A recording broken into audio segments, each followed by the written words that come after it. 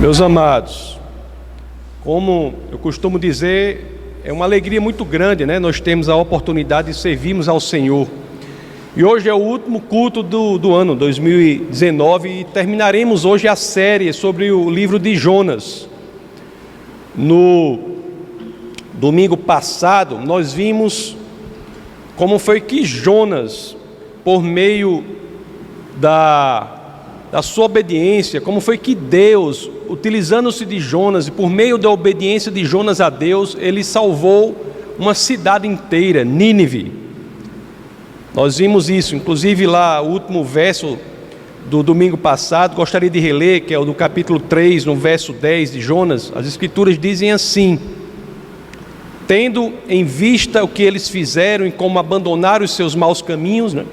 Tendo em vista o que os ninivitas, os gentios de Nínive, uma cidade da Síria, tendo em vista o que eles fizeram e como abandonaram os seus caminhos, o seu arrependimento, não é? Deus mudou o coração e não os destruiu como tinha ameaçado. Deus se arrependeu e não os destruiu como tinha ameaçado. E aqui o livro de Jonas é impressionante, porque quando nós vemos isso, Jonas foi usado por Deus em Nínive e por meio dele uma cidade inteira se arrependeu. Uma cidade inteira foi poupada. E quando isso ocorreu, nós logo pensamos, né? Você vê como o coração do homem é complexo, é profundo. Porque quando isso acontece, nós logo pensamos assim: Jonas deve ter ficado encantado, fascinado, maravilhado. Jonas deve ter ficado estoteante, deve ter ficado alegríssimo. Por quê? Porque por meio do seu ministério, por meio da sua pregação, as pessoas de Nínive se arrependeram e Deus as salvou. Por meio do ministério de Jonas, Deus preservou Nínive, não destruiu os ninivitas. Meus queridos, Jonas era um crente maduro. Tem livros que são livros das Escrituras, que são livros que são importantíssimos para aqueles que se converteram há pouco tempo. São livros que são quase que uma escola dos conceitos básicos, como é a primeira epístola de Pedro, por exemplo. Tem até uma série completa sobre a primeira de Pedro que fizemos aqui, está disponível no YouTube. Mas o interessante do livro de Jonas é que Jonas era um crente maduro. Jonas era um profeta do Senhor. Jonas havia sido um missionário para Nínive, um homem com experiências impressionantes com Deus. Quantos aqui conhecem outra pessoa que passou 3 dias no ventre de um peixe? Deus, pouca gente, né? É uma experiência com Deus que Jonas tem, é muito grande, é um homem com experiência com Deus. Mas o mais interessante é que vemos em Jonas um crente maduro, bem-sucedido em seu ministério. Quando ele resolve obedecer ao Senhor, vai pregar para os assírios, povo inimigo dele, e as pessoas se convertem. E o mais interessante aqui no livro de Jonas é que nós vamos aprender que mesmo crentes maduros podem se achar na vala sombria do ressentimento com Deus. Por quê? Por quê? Porque que crentes maduros, no caso de Jonas, sendo bem-sucedidos em seu ministério, por meio dele, ele resolveu obedecer a Deus, foi a Nínive e a cidade se converteu. Porque nós iremos ver no nosso bate-papo de hoje, no texto a que seremos expostos hoje, que um crente é assim como Jonas, maduro, se encontrou na vala sombria do ressentimento com Deus. Meus queridos, existe uma coisa que nós temos que ter muito cuidado. É porque quando nós decidimos servir ao Senhor, quando nós decidimos servir a Deus, servir na igreja, servir a Deus, nós enfrentamos uma tentação. Porque a tentação de achar que, por servir a Deus, Deus se coloca na situação de atender a tudo o que a pessoa quiser. É como se o crente maduro, ao servir a Deus, achasse que Deus lhe deve algo em troca. Isso é um problema seríssimo no ministério. Problema seríssimo. Porque é exatamente nesta vala aqui, na vala de achar que, por servir a Deus, por ter escolhido obedecer a Deus, como Jonas fez, Jonas passou a achar que por isso Deus iria cumprir tudo o que ele desejasse, independentemente de como seria esse desejo. Vamos ver Jonas capítulo 4, verso 1, que é o primeiro verso do texto base do nosso bate-papo de hoje. Nós iremos ler o capítulo 4 de Jonas hoje, que é o último capítulo. Vamos ver o que as Escrituras nos dizem. Nós lemos já o verso anterior a esse, que mostra que a cidade se arrependeu. E olha o que vem o verso subsequente, que é o verso 1 do capítulo 4. O verso 3:10 mostra que a cidade se arrependeu, que a cidade foi poupada pelo Senhor. O Senhor não destruiu Nínive. E isso se deu pelo ministério de Jonas. Deus, por meio de Jonas, poupou Nínive.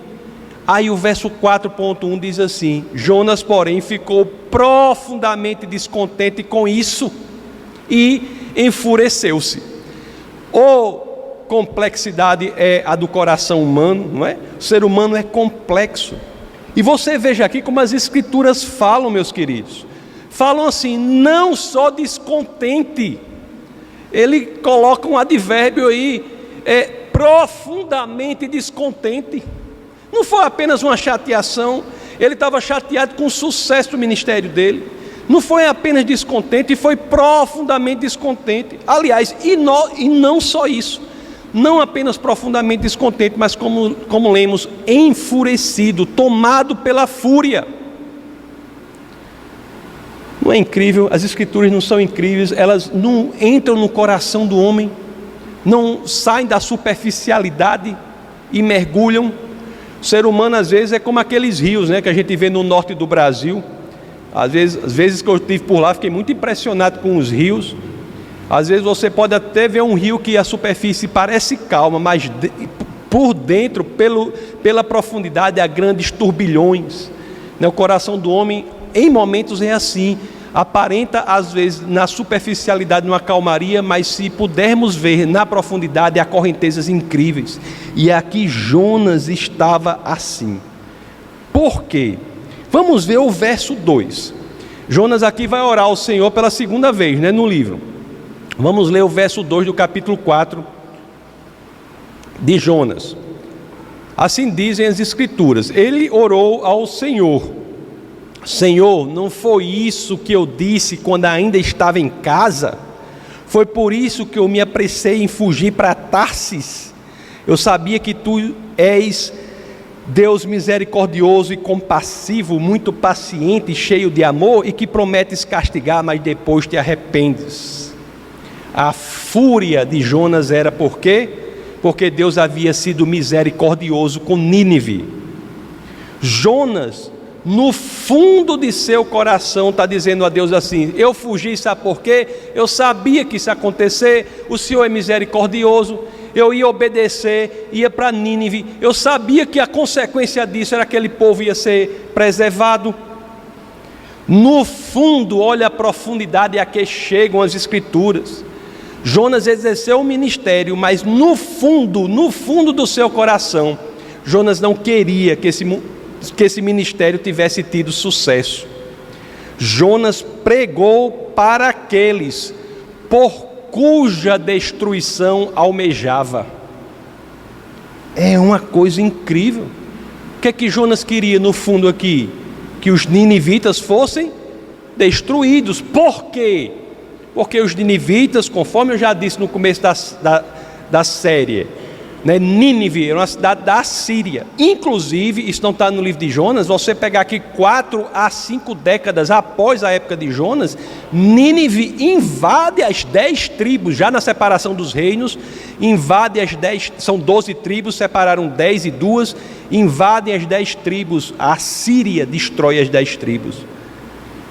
E Jonas aqui sabia, os assírios, dos quais Nínive faz parte, eram inimigos da Judéia, inimigos de Israel. E Jonas queria que eles fossem destruídos, tivessem sido destruídos pelo Senhor. A gente pensa assim: esse Jonas é doido. Mas quando a gente pensa assim, também estamos na superficialidade. Porque se nós nos aprofundarmos no pensamento, nós veremos que sentimentos assim são mais comuns do que pensamos. São mais comuns do que pensamos. Tem uma passagem interessante que Jesus, já perto da morte, já indo a Jerusalém, ele não é recebido em um povoado samaritano, né? Samaria se torna inimiga da Judéia, ele não é recebido num povoado samaritano. Vamos ver aqui no livro de Lucas, abra aí Daniel, no capítulo 9, no Evangelho de São Lucas, no capítulo 9, vamos ler dos versos 54 a 56, vamos ver o que dois dos discípulos dele, Tiago e João, quiseram fazer quando Jesus não foi recebido ali naquele povoado. Olha só o que eles quiseram, ó. 54 diz assim: ao verem isso, os discípulos Tiago e João perguntaram. Ao verem isso, o quê? O fato de ele não ter sido recebido naquele povoado da Samaria. Ao verem isso, os discípulos Tiago e João perguntaram: Senhor, queres que façamos cair fogo do céu para destruí-los? Aí o 55 diz assim: mas Jesus, voltando-se, os repreendeu, dizendo: vocês não sabem de que espécie de espírito vocês são, pois o Filho do Homem não veio para destruir a vida dos homens, mas para salvá-los. E foram para outro povoado. É o mesmo sentimento que está em Jonas. É o mesmo sentimento que está em Jonas. E a gente, pessoal, será que às vezes a gente não pensa da mesma forma? Né? Popularmente tem um povo que diz assim, né? Ixi, aquela irmã, só misericórdia.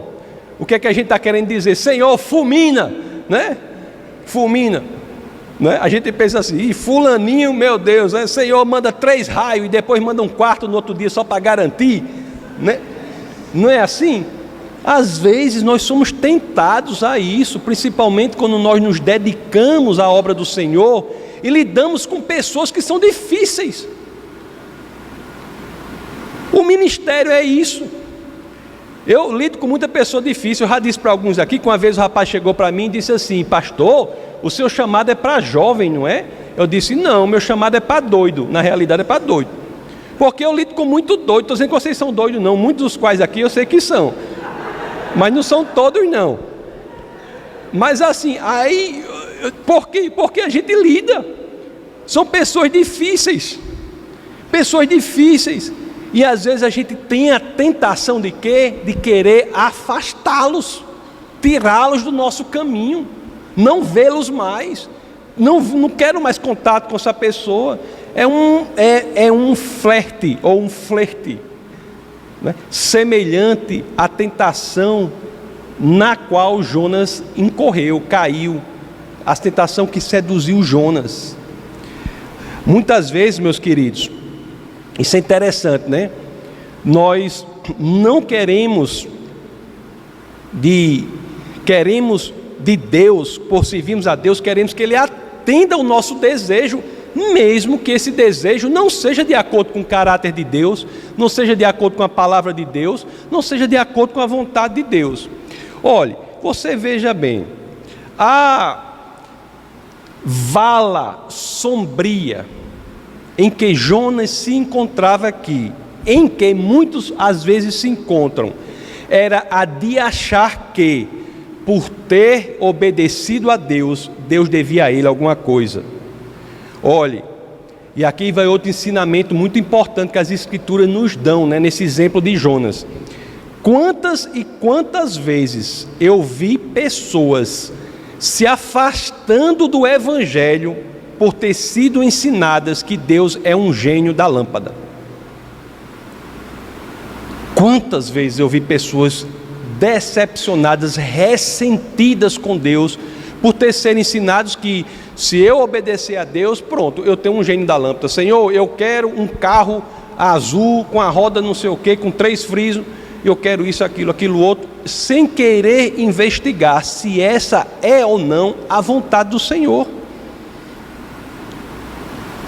As pessoas acham que se tornam credoras de Deus por obedecer a Ele, e esse crédito pode ser exercido mesmo em áreas que estão em desacordo com a vontade, a palavra do Senhor.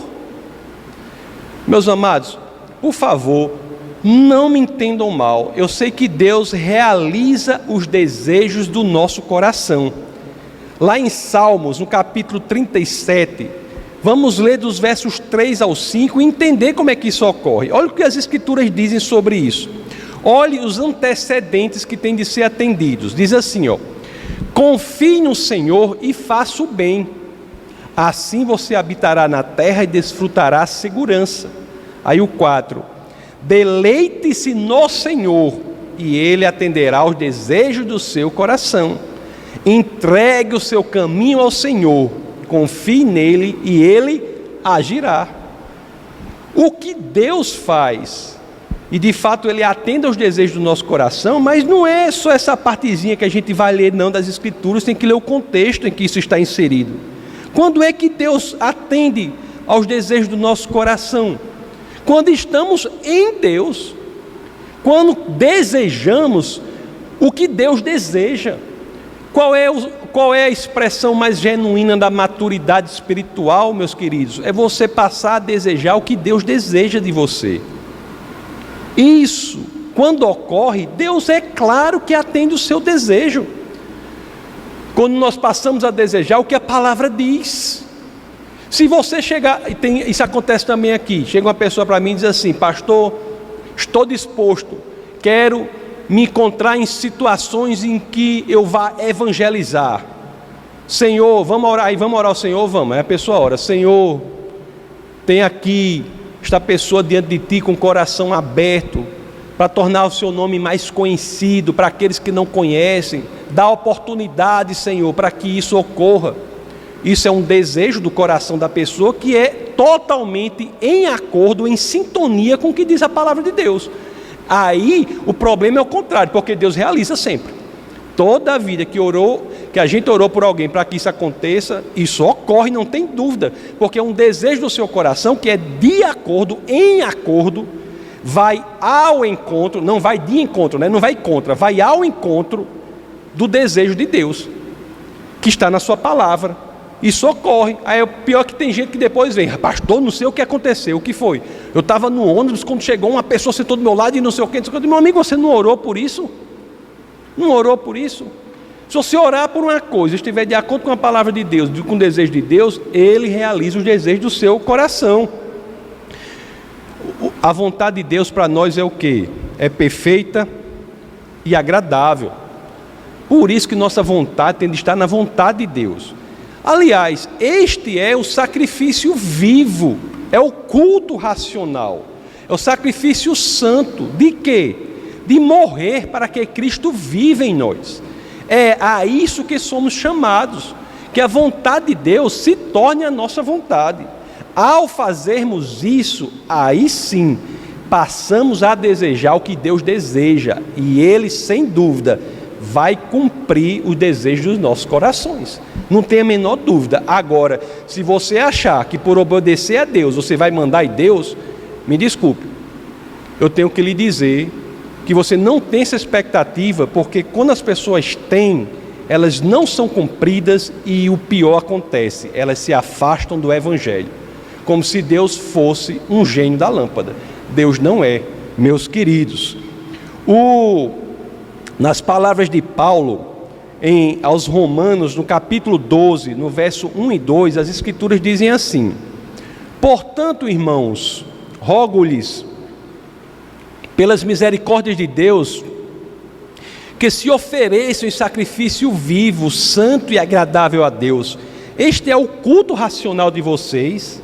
Aí o verso 2 diz assim, não se amoldem ao padrão deste mundo, mas transformem-se pela renovação da sua mente, para que sejam capazes de experimentar e comprovar a boa, agradável e perfeita vontade de Deus. O Senhor deve estar na liderança da nossa vida. Pastor, nem se preocupe, Deus é o meu copiloto. Isso não é cristianismo. Se Jesus de Nazaré é o seu copiloto, você não é cristão. O cristão, Jesus é o piloto. Ele é o piloto da sua vida. Aí é que as coisas acontecem, meus queridos. Jonas queria de Deus algo que é contrário à natureza de Deus. Jonas queria de Deus o julgamento da destruição quando há arrependimento. Isso é contrário a Deus. Jonas queria algo que era vontade dele, Jonas, não de Deus. Eu já disse e repito, eu não sei vocês, mas eu digo com certeza, com convicção, eu imagino que todo mundo é assim. Se tudo o que a gente quisesse e tivesse pedido a Deus, Deus tivesse atendido, eu não sei onde eu estaria. Eu sei que eu estaria numa situação totalmente deplorável. Já pensou se Deus tivesse atendido a todos os meus pedidos? Graças a Deus, Deus atende aos pedidos que estão de acordo com a palavra dEle, com a vontade dEle, com o desejo dEle. Isso é confiar no Senhor. Vamos reler agora o verso 2, que eu quero aprofundar uma questão aqui que é muito importante. Esse verso é muito importante.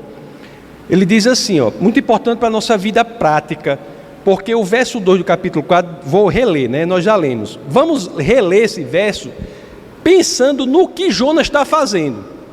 Ele orou ao Senhor dizendo: Senhor, não foi isso que eu disse quando ainda estava em casa? Está dizendo assim, não foi isso que eu disse a primeira vez que eu desobedeci? Não foi isso que eu falei quando eu estava em casa? Não foi isso que eu disse quando ainda estava em casa? Foi por isso que eu me apressei em fugir para Tarsis. Foi por esta razão que eu desobedeci.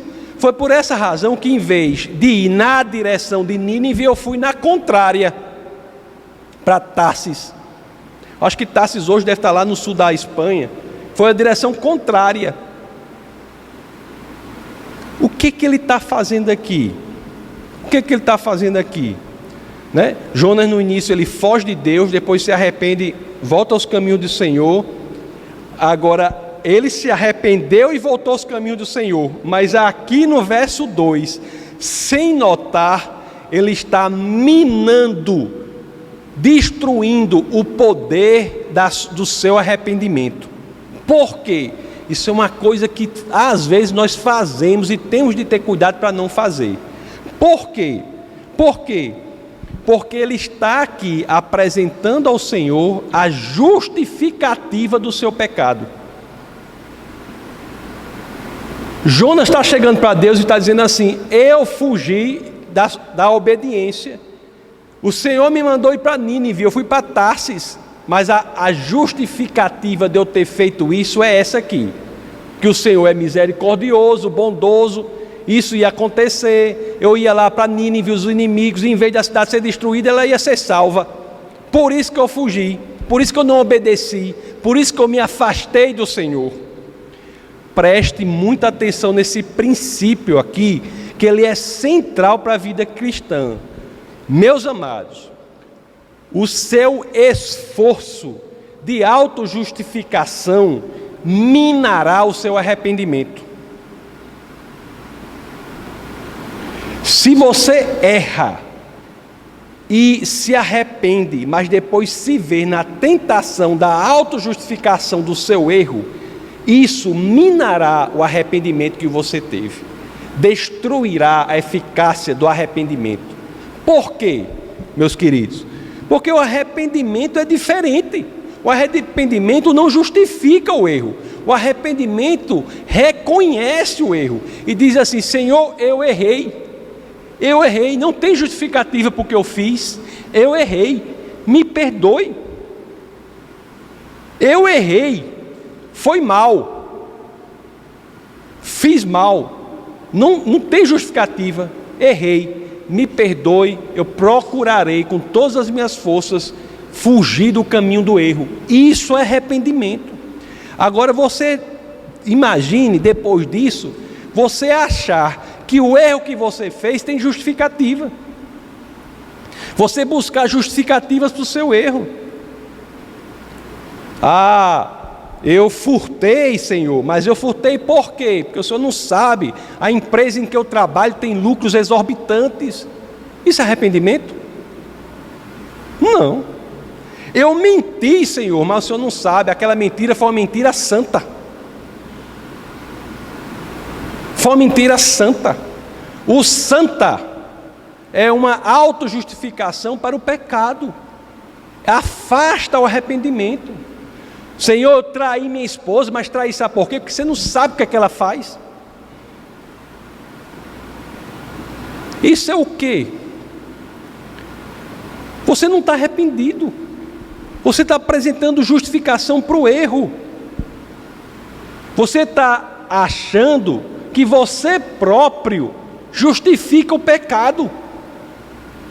Meus amados, esse verso é profundo, porque ele desnuda, coloca às claras uma das estratégias poderosas do inimigo das nossas almas. Que estratégia é essa? A estratégia de sugerir que nós podemos buscar justificativas para os nossos pecados. E meus amados, o problema desse primeiro passo errado é o segundo, problema maior. Porque quando achamos justificativas para os nossos pecados, estamos a um passo de crescermos em ressentimento com Deus. Não é curioso isso? Por quê?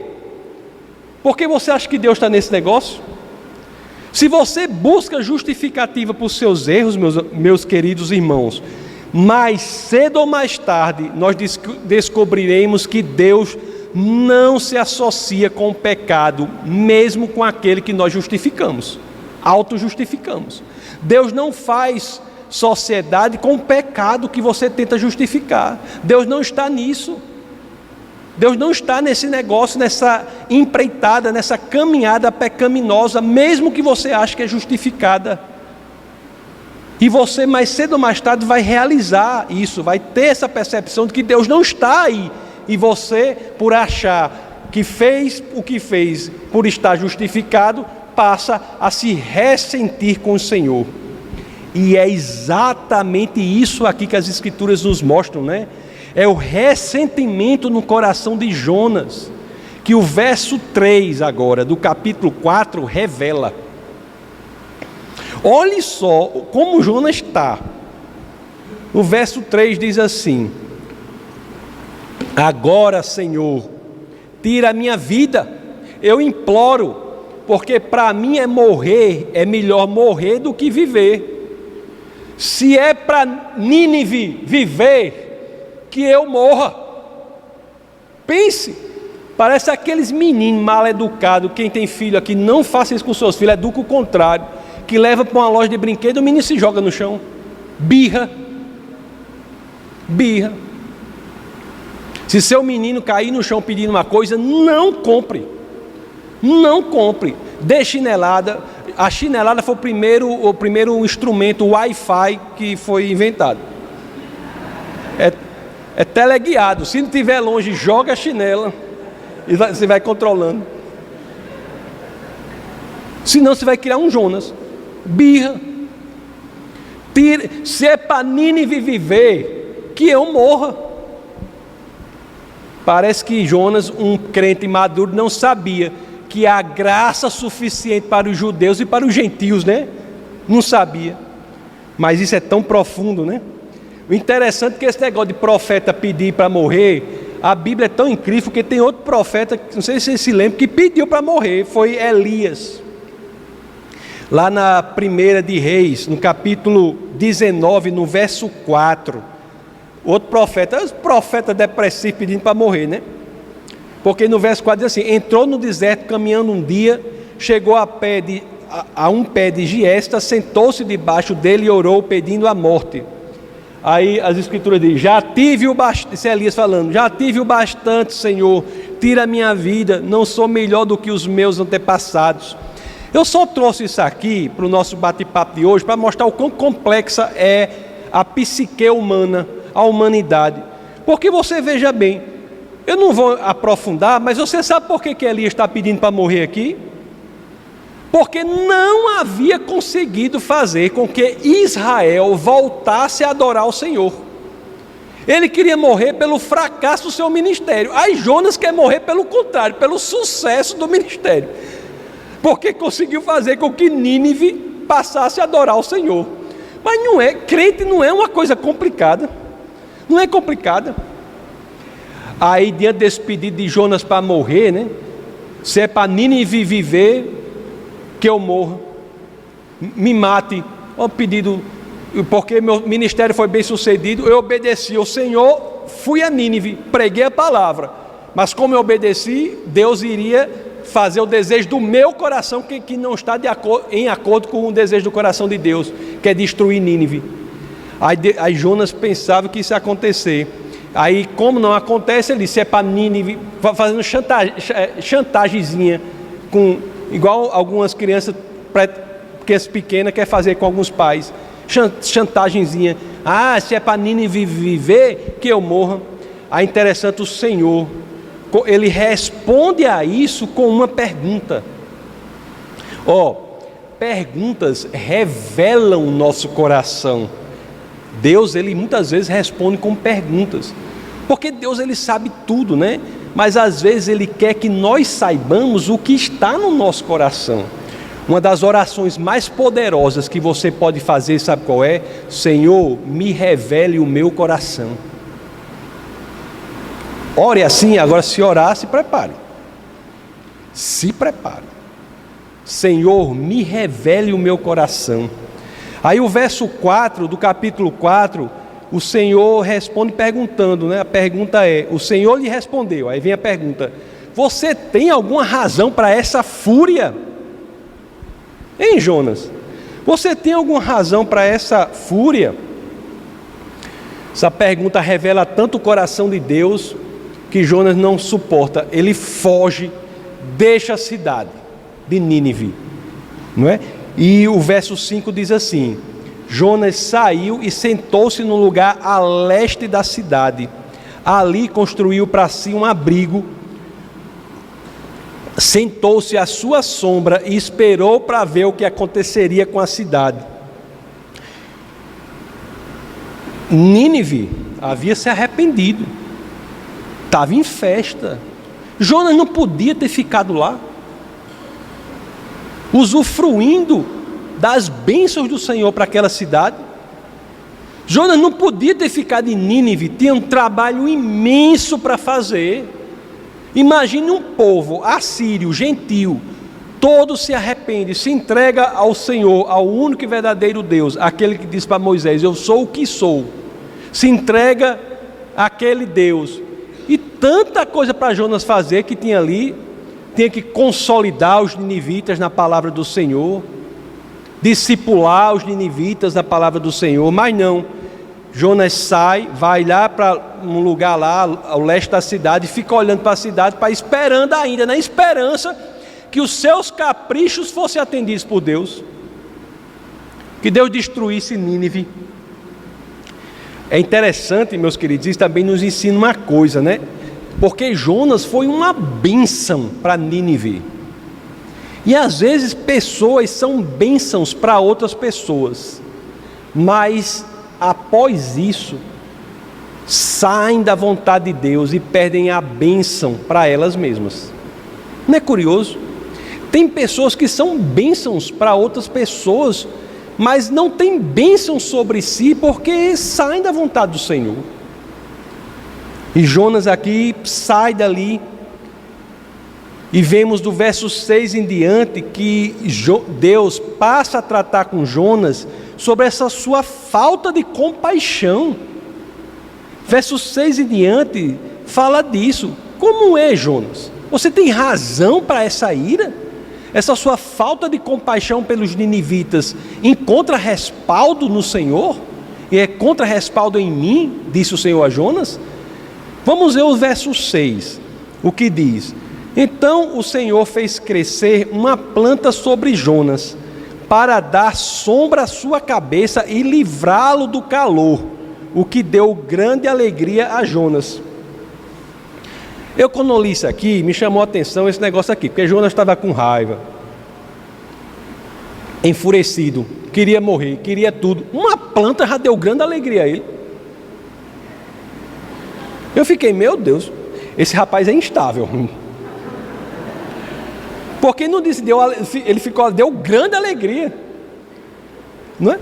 Uma cidade inteira salva por Deus, por meio do ministério de Jonas. E o que faz ele feliz é o quê? Não é ver as pessoas não serem destruídas, não. Não é ver as pessoas serem salvas, não. O que é que dá grande alegria a ele? Uma sombra sobre sua cabeça. Meus queridos, a gente quando lê isso aqui, né? As escrituras são assim, elas falam conosco. Então, quando nós lemos, nós temos que deixar que ela fale conosco. Aí, o que fez Jonas feliz não foi o ministério, a salvação de Nínive, foi o conforto que ele encontrou com a planta sobre a cabeça dele. Aí, eu fiz essa pergunta assim: na minha obediência a Deus aqui na terra, o que é que me faz feliz? Já pensou? Você podia perguntar isso para você mesmo e responder em silêncio para si mesmo, e depois você rebate para si mesmo, tudo em silêncio. Você pode pensar, eu estou obedecendo a Deus. Eu conheço muita gente assim. Tem um conhecido meu, pessoa muito boa, ele diz assim: homem, já cuidar da minha salvação é suficiente. Conheço vários que dizem assim. É isso que o faz feliz? Como é que nós podemos, isso nos faz refletir, né? Como é que nós podemos, meus queridos, verdadeiramente servir ao Senhor, se os nossos olhos não brilharem, se o nosso coração não se incendiar a cada alma salva, por meio do trabalho que você exerce? O que faz feliz? Qual é o sentido da igreja? Qual é o sentido da defesa da fé? Por que tanto trabalho, tanta dedicação? Por que tantos se envolvem tanto com o seu trabalho, com o seu talento, com o seu recurso? Por quê? O que faz você feliz aqui? É o quê? É uma planta que faz sombra à sua cabeça? Ou é o intuito de nós unidos aqui, com estratégia, tentarmos atingir aquele que não foi ainda atingido? Às vezes pessoas em lugares, em situações que o evangelho é difícil de chegar. O que nos move? Onde nós temos colocado a nossa alegria, meus queridos? Onde? Vamos rever o nosso cristianismo. Temos que ter cuidado para que não caiamos nessa vala em que caiu Jonas. Onde temos colocado o nosso cristianismo? Onde temos colocado a nossa alegria? Onde? Nossa alegria está na sombra sobre a nossa cabeça, ou está nos ninivitas, salvos da destruição? Meus queridos, mais uma vez eu tenho que fazer abrir esse parêntese. Não me entendam mal. A sombra sobre a cabeça de Jonas em si não é má. O problema não é você ter algum conforto. Não é o conforto que Deus lhe proporciona. Isso não é problema. Você deve agradecer pelo que Deus tem proporcionado para você. O problema não é isso. O problema está nas prioridades que estabelecemos. É isso o que lhe move, o que move o seu coração? O seu dinheiro é para lhe servir, ou é para servir ao dinheiro? O que lhe move? Eu tenho sempre pregado assim, que na nossa passagem aqui pela terra, que é breve, é muito breve, cada vez que eu estou ficando mais velho, estou achando mais, passa rápido. Meu menino, um dia desse nasceu pequenininho, Orlando, eu botava no braço, segurava e fazia coen, bem pequenininho, eu olhava para ele, tomava 2 mamadeiras, Judinho, bem grande de madrugada, umas 2, outras 4 da manhã. 2 mamadeiras ele tomava, enorme. Hoje está aí, calçando 50. Daí você diga, passa rápido. Então nós não podemos, meus amados, enquanto cristãos, deixar esse fogo apagar, entendeu? Não podemos deixar de perder a paixão pelas vidas. Não podemos deixar de perder essa paixão pelas vidas que são alcançadas, são salvas, são transformadas. Passa rápido. Tem um grande amigo meu que diz assim, pessoa maravilhosa, um conhecedor da palavra de Deus, mas ele diz assim: não, Licurgo, eu estou esperando me aposentar. Quando eu me aposentar, eu vou fazer isso. Eu não digo para ele, eu fico pensando, meu Deus, vai se aposentar? Se não for você, a vontade de dizer, eu acho que eu ainda vou dizer isso, vou dizer, rapaz, se não for você, quem?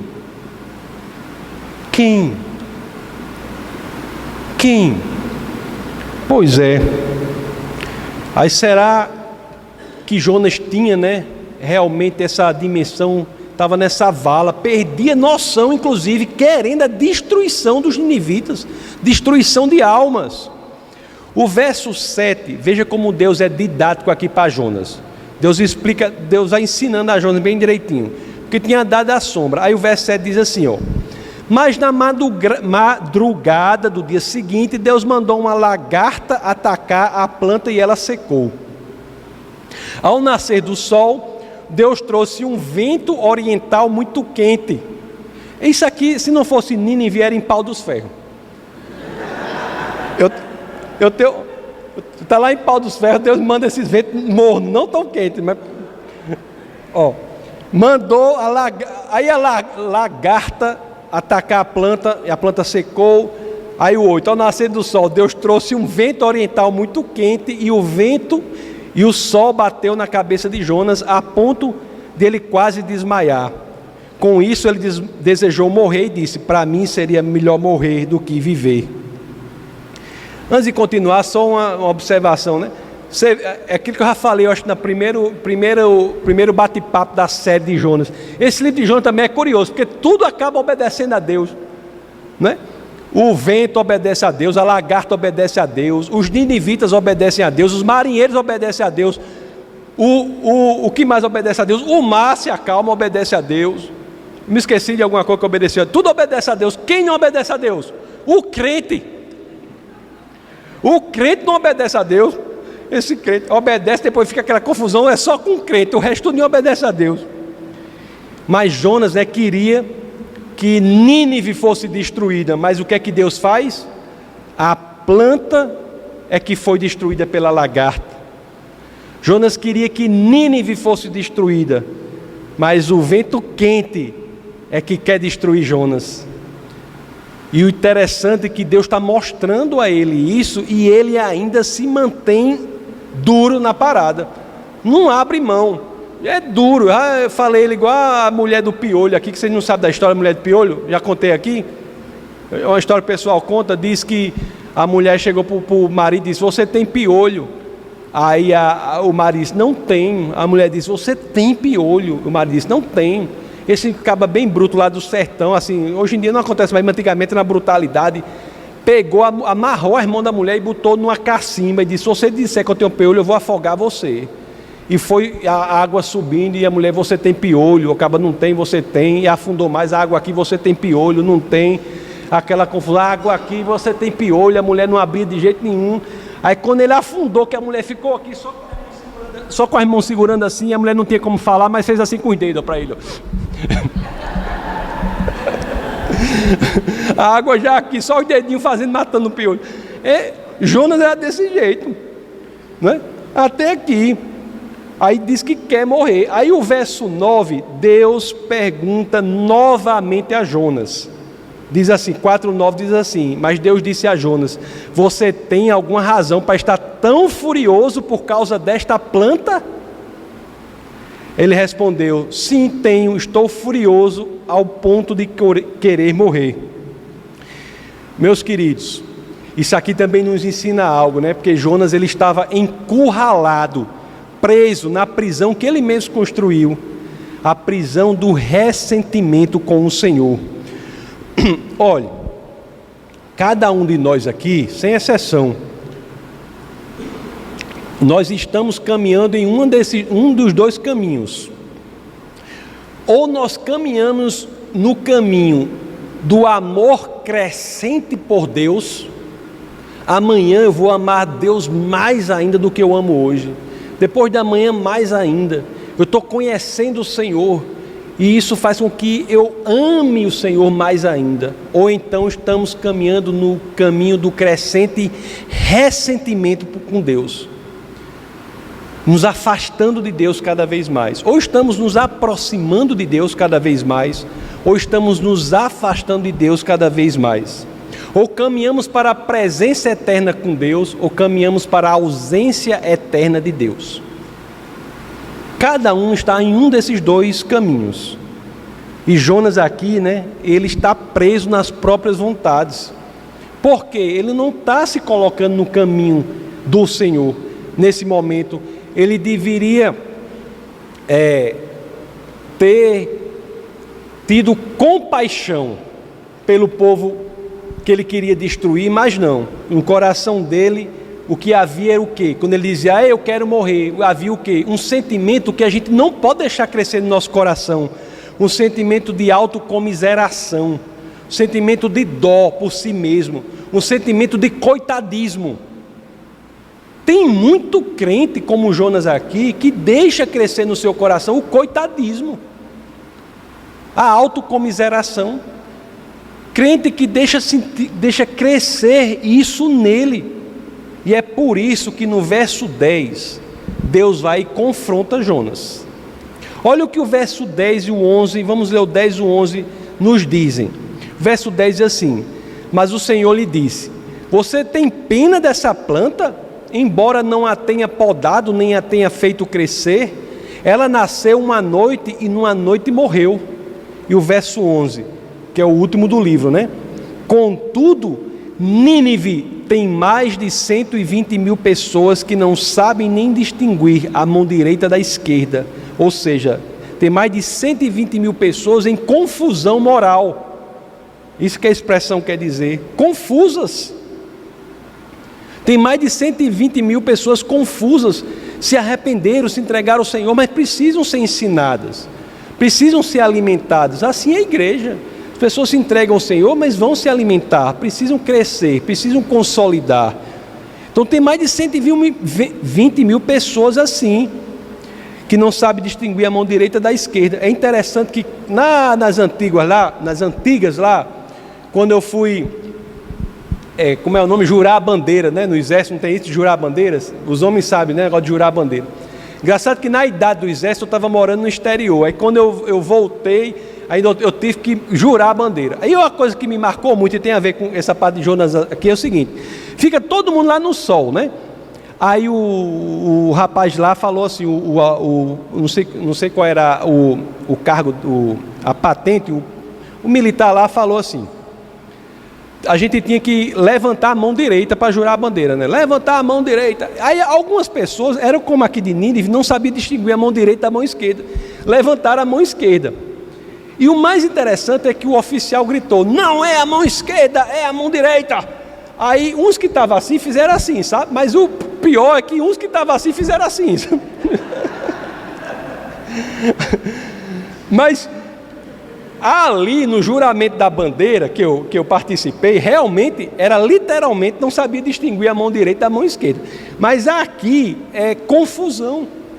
Estavam em confusão.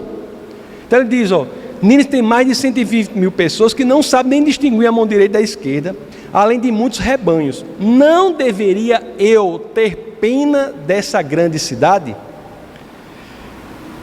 Deus está perguntando assim, Jonas, você está preocupado com a planta? É isso mesmo? Você quer que eu poupe a planta, mas destrua 120 mil almas arrependidas? É isso mesmo? Você está preocupado com a planta, mas quer que eu destrua 120 mil almas arrependidas, sem falar dos animais que estavam lá, É isso que você está sugerindo, profeta do Senhor? É isso que você está sugerindo, crente maduro? É isso que você está sugerindo, homem com tantas experiências com o Senhor? É isso mesmo? 120 mil pessoas, olhe só que oportunidade de fazer a obra de Deus. 120 mil pessoas que precisam aprender de Deus. Você quer que eu os destrua? Pessoas que estão em confusão, precisam ser alimentadas, pessoas que se arrependeram. Você quer destruí-los? Você não quer discipulá-los? Você não quer ensiná-los? Você não quer fazê-los crescer no Senhor? Não! Você espera que eu os destrua? É isso? Sua preocupação com a planta é maior do que a preocupação com isso, com as vidas? Pois é, meus queridos. Pois é. Amados, eu faço uma pergunta aqui também, que eu fiquei pensando, né? Uma pergunta. Quando eu vi para Jonas, porque eu repito, Jonas era um crente maduro, né? É possível, vamos refletir, será que é possível nós estarmos gratos a Deus por nossa salvação, mas totalmente desinteressados pela salvação dos outros? Será que é possível? Uma pergunta, né? Eu estou grato a Deus por minha salvação, mas quanto à salvação do outro, não tenho interesse. Você não é chamado a ser responsável pela salvação de ninguém, mas você é chamado a ser interessado pela salvação da humanidade. Você tem que empreender os seus máximos esforços para que a palavra chegue. Meus amados, uma verdade que é simples e todos conhecem, mas às vezes é difícil colocar em prática. Até no curso que a gente começou teve lá no outro prédio, sobre a Gênesis, lá a Bíblia, né? Tinha a gente viu uma coisa simples, de que todos são feitos à imagem e semelhança de Deus. Todas as pessoas são valiosas. C.S. Lewis, no livro O Peso da Glória, tem uma frase interessante, que ele diz assim, você já pensou sobre isso? Diz assim, não existem pessoas comuns. Você nunca falou com um mero mortal. Você sabe aquele mendigo que está passando na rua, que às vezes é invisível? Ele não é uma pessoa comum, ele não é um mero mortal. Ele é feito à imagem e semelhança de Deus, assim como você é. Nem o mendigo, nem os ninivitas. Todos são igualmente importantes para o Senhor. O amor de Deus é diferente. Todos são igualmente importantes para o Senhor. É interessante aqui que o livro de Jonas termina, né? Bota aí no verso 11, por favor, professor Daniel. No capítulo 4. O livro termina aí, termina com uma questão. E aí? Não deveria eu ter pena dessa grande cidade? Perguntou a Jonas. E Jonas respondeu o quê? Terminou o livro. Eu procurei se tinha rasgado alguma coisa. Não tinha na Bíblia, não tinha mesmo não, tinha acabado. Dos 66 livros da Bíblia, né, 39 no Antigo Testamento, 27 no Novo, tem 2 que terminam com uma questão, é Jonas e Naum. E é interessante que todos os 2, as questões são sobre Nínive. Já pensou? Termina com essa questão. Como será que Jonas respondeu, meus amados? Hein? Isso não está claro nas Escrituras. Eu não posso dizer uma coisa que não está nas Escrituras. Agora tem uma coisa que eu posso dizer, que é a favor de Jonas ter voltado a endireitar o seu caminho. Sabe o que é? Quem escreveu o livro de Jonas? Jonas, né? Escreve o livro em forma de confissão. Bom, eu acho que isso é um indicativo, não está claro nas Escrituras, mas é um indicativo de que ele voltou aos caminhos do Senhor, por ele escrever o livro nessa forma de confissão. Ele escreveu isso e terminou o livro dizendo a pergunta, né, que Deus fez para ele, essa pergunta do verso 11 aí. Mas uma coisa eu sei, não sabemos como Jonas respondeu. Não deveria eu ter pena dessa grande cidade? Não deveria eu ter pena daqueles de quem eu não gosto? Não deveria eu ter pena daqueles que eu gostaria que Deus mandasse um raio para destruir? Não deveria ter pena daquela pessoa que é detestável? Eu não sei como Jonas respondeu, embora eu acho que ele tenha respondido nesse momento que sim, porque ele escreveu o livro em forma de confissão, mas enfim. Mas uma coisa eu sei, cada um aqui pode responder essa questão para si próprio. Essa questão é para a gente. Deus deve ter pena das pessoas que eventualmente você detesta? Deus deve ter pena das pessoas de quem não gostamos? Deus deve amar mesmo aqueles que não são amáveis? Meus queridos, o amor de Deus é diferente. E aqui o título desse bate-papo, já estou indo para a finalização dessa nossa mensagem de hoje, é porque Deus ama você. Por que Deus ama você? Por quê? Porque Deus ama as pessoas. Por quê? Você já pensou que o amor de Deus é diferente do nosso? Por exemplo, eu amo a minha família, minha esposa, meus filhos, amo vocês também, mas amo minha família, minha esposa de forma diferente. Mas o que eu quero dizer com isso? Eu quero ficar perto deles. Por quê? Porque quando eles se afastam, eu acho ruim, eu sofro, eu fico incompleto. Depois de almoçar, hoje eu tomo café lá numa mesa lá, eu quero conversar. Camila fica conversando comigo, os meninos às vezes ficam, às vezes vão para o quarto, eu acho ruim. Por quê? Porque quando eles se afastam, eu me sinto incompleto, eu sofro. Deus é diferente. O amor dele é diferente. Deus quer ficar perto da gente também. Mas quando nós nos afastamos, somos nós que ficamos incompletos, somos nós que sofremos. É outra perspectiva. É por isso que Deus ama a todos, porque estando perto dele é que encontramos a completude, a perfeição. Meus queridos, Deus, ele busca a todos que querem aceitar a eternidade ao lado dele. Lá na primeira carta a Timóteo, inclusive é uma passagem que nós lemos sempre aqui no culto das quartas-feiras, em que é um pequeno momento em que oramos pelas autoridades.